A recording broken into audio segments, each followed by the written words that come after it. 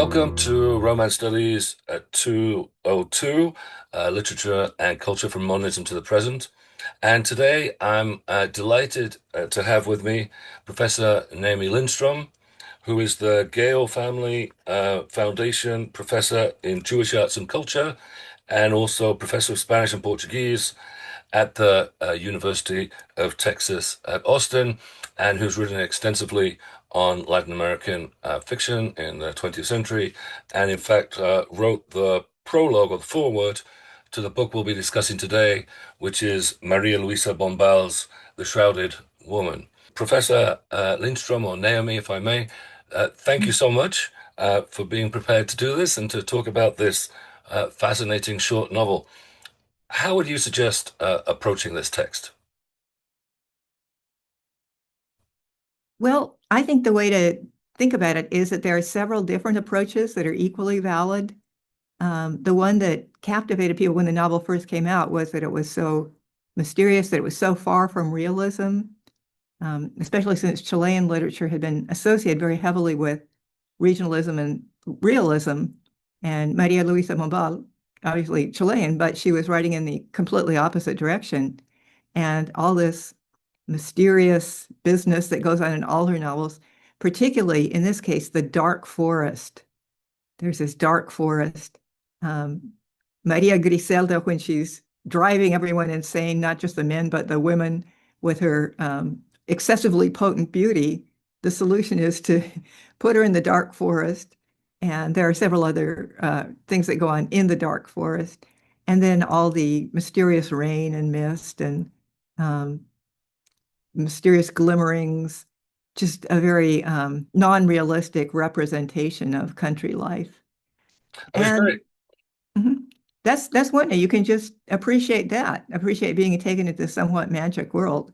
Although it's a magic world where people are quite unhappy. It's not it's not very happy magic. And then as the years went on, different approaches were taken to her work. Um, Including for a while there was a vogue of seeing it as an existential novel linked to existentialism. That's sort of gone out of vogue. And then in the 70s, it was rediscovered as a proto-feminist novel. And if you look at it, actually there is a lot about the situation of, well, not just Ana Maria, but these upper class Chilean women in general. They are in their husband's house. It's the husband's house that's mentioned, and she doesn't really even feel very comfortable being there. And they're sort of like fancy pieces of furniture that have been acquired to adorn the house. They don't really have that much to do with themselves. And of course, there's a limited amount that you can expect from a husband. In the case of the husband here, he's not only constantly unfaithful, but also he uh, doesn't seem to take much interest in his wife. He's in his own masculine world or whatever. And um, she doesn't even realize that he loves her until he shows up after she's dead and sheds tears. So they don't have a very good situation, and they are trying to occupy their minds one way or another, try to do something that finds meaning. So you can either read it just to be swept into this um, sort of vaguely magic world or enchanted kind of world, especially the nature in the forests. The houses are not as magic as the forest. Or you could read it more as a social critique.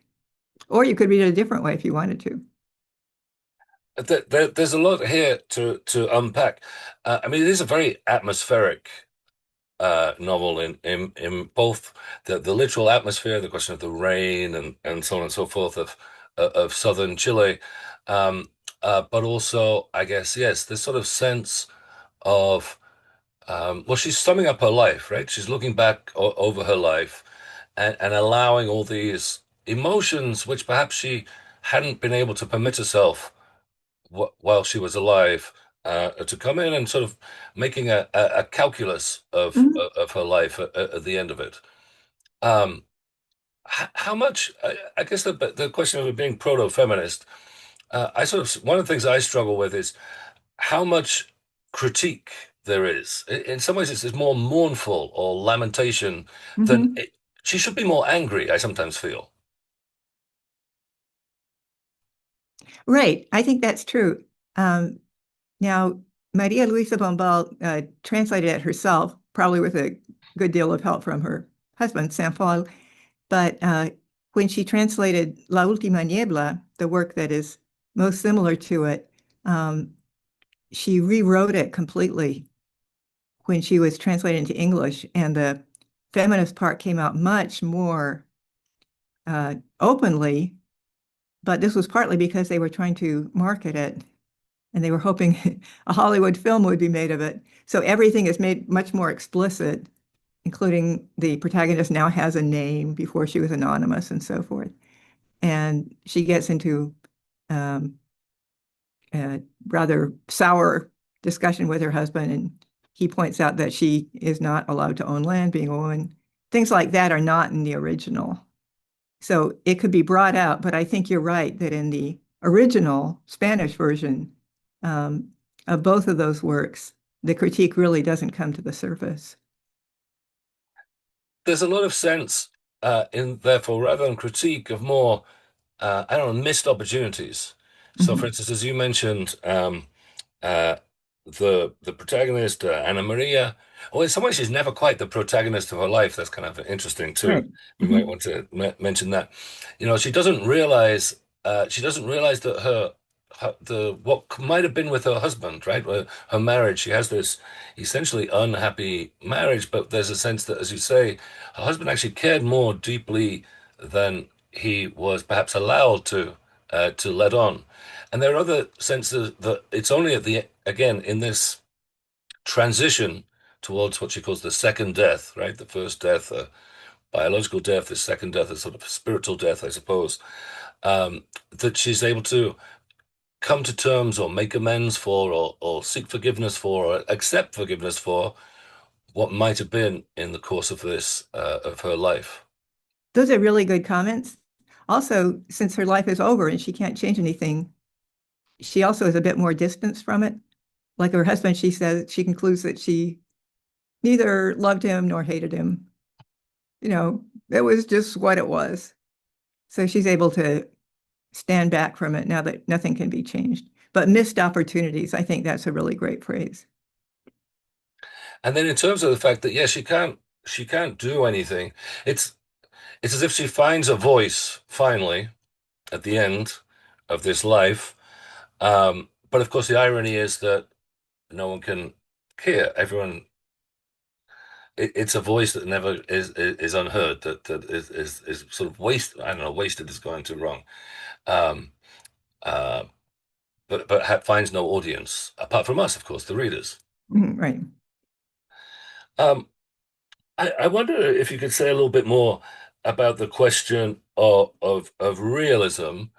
Um, I guess often Latin American literature of the first half of the 20th century is perhaps unfortunately seen always in relationship to the magical realism which comes to the fore and makes Latin American literature famous in the 1960s and 1970s. Do you think that's a helpful way to think about this particular book and Maria Luisa Bombal? Well, I'll tell you, it's the way I got it through UT Press, University of Texas Press, by focusing on the link to magical realism. And you may notice on the cover, toward the bottom, there's a quotation from Carlos Fuentes. Maria Luisa Bombal is the mother of us all. And they actually said for me to look through statements made by authors from the magical realism era or the boom and find praise for Maria Luisa Bombal. At one time, that was the way to get any earlier work of Spanish American literature back in print was to link it Yeah. to magical realism. That happened when I translated um, The Seven Madmen by Hmm. Roberto Arlt, which is from the 20s. And to get any US publisher interested in publishing it, what I had to do was find statements by people of the famous generation praising Arlt or calling attention to him in some way. And then, but perhaps now we could think about reading it no longer under the shadow of magical realism. I don't think magical realism perhaps has quite the grip on Mhm. the imagination of Latin American of what it means to read Latin American literature as I it hope does now. not. Um, we've talked a little bit about gender here, which is obviously a key aspect, but class is obviously very important for this book. I mean, she's not just a woman; she's an upper class or upper middle class a woman. I wonder if you could say a little bit about that. Well, yes, one of the most interesting bits is when her old nurse comes in. She's actually the woman that caught her when she was born, and that her mother just handed her over to this nurse. And she really seems to be the one with whom she has an undilutedly warm relationship. This woman who's obviously from a peasant family, much lower social class. But her mother is described in perhaps not the fondest terms. She remembers her uh, pulling her skirts away when the daughter tried to grab onto them and handing her over to the nurse and so forth. And then she, of course, committed the betrayal of dying. So she's much more attached to this old nurse who's stuck by her side through thick and thin. And that also makes me think about the way in which this is also a book about a family, right? Mhm. So there's about that we have the relationship to her mother, her parents, her father, um, and then also her various lovers, and then her husband, and then of course this I don't know, a strained relationship with her children as well. She has actually I write a little family tree at the back to try and keep it all in focus. She has three children, right? She has two sons and and a daughter, and then of course um, their spouses as well. You mentioned Maria Griselda, who is her I think her eldest son's wife, and so her daughter-in-law. How do you think that the question of family relations and relationships between the generations plays out in this book? Well, in retrospect, she seems to feel sorry for her grown children, especially the ill-fated Fred, who had the bad luck to fall completely under the spell of Maria Griselda and end up with his wife's suicide. So she just seems to see them as people who kind of missed the boat in a way or took the wrong path in life. But now that she's out of it, she can't change anything. She seems to be more um, compassionate to them, but see them as sort of almost as sort of losers, even though they followed a fairly conventional life. This sense we've now mentioned it various times that of I don't know lament or missing the boat or people not making of their lives what they might have done, and this sort of pervasive air and atmosphere again of unhappiness of people who are not able fully to express themselves, or if they do, they get like Maria Griselda, they become treated they're seen as mad, right? They're seen as they're banished to the forest, as it were. Or she's sort of a sorceress because you can't have her around men without their practically going mad with fascination with her. And yet at the end, there's a sort of sense of acceptance. There's a moment almost at the very end of the book, um, where the question is, what would you imagine or what would you want heaven to be? And I think she says something like, I would like it to be just like it is here below.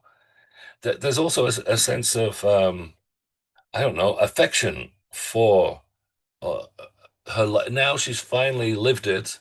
Hmm. Those she manages to purge herself of those sorrows, I suppose. Well, yes, she's able to take a more distance view. That is interesting that she says she would like it to be like life here below, because obviously she spent a huge amount of her life being completely miserable. Another thing that's in The Shrouded Woman, and it's just in pretty much all of her fiction, which isn't, of course, very abundant, is an extreme fascination with women's hair. Um, she actually wrote a treatise called Trenzas, Braids, It's not a short story, it's an essay that women should not cut themselves off from the source of their strength, which is their abundant hair. And it shows up over and over again in the Shrouded Mist. It's again this Maria Griselda, and she's seen at one point she's in a river and she's getting her hair wet, and actually she's getting fish out of her hair, so she's sort of turning into a nature goddess. Um, Again, that relates to the notion that you mentioned earlier on. I think that in this book or in the society that this book depicts, women are very much decorative, right? An mhm, adornment. Of course, Maria Luisa Bombal sort of turns that around here to some extent, in that we have in that everything is now from the perspective of this woman, and we finally hear her views on things, right? She's finally she finally finds her voice, as we said before, but it's a voice without an audience, and yet she's still, of course, an object. She's more of an object, perhaps to some extent, than ever before, mhm. as she's this corpse on display to the people who gather to see her through to the afterlife, I suppose. And it's mentioned that she's very ornamentally displayed, that her body is reposing on these sheets that are monogrammed, and it's just a very they've sort of turned her into this object of display that's very luxurious and very beautiful. And she also mentions her hair again, that her hair is piled behind her. So she has this mass of hair behind her head. She's lying on her back. And this is sort of part of her strength. Yeah, she's very used to being looked at. Right. And and here she's again back to, but we're almost running out of time, but back to some of the things that you mentioned at the beginning, about the sort of atmospherics, this kind of mystery, the forest, the sort of sense of space that she's in the countryside, she's at this country house, while the men are elsewhere doing their business, right? Um, but here at last, she's at the center of attention uh, in this in this moment, and everyone now. She sort of brings everything together, as even the former lovers and the husband and the children and so on come and kind of recognize that she had a that she bound everything together to some extent. Is that fair? That's true. She's much more appreciated than she thought she would be, particularly by her husband and by Ricardo, who both of them made her feel that she was not being taken into account. But now that her life is over, she sees that she really was important to them. I think that's a beautiful place to stop. Sure. Thank you so much Oh, my pleasure. for this conversation. I think it was Mhm. very productive. Thank you. Oh, good. Thank you.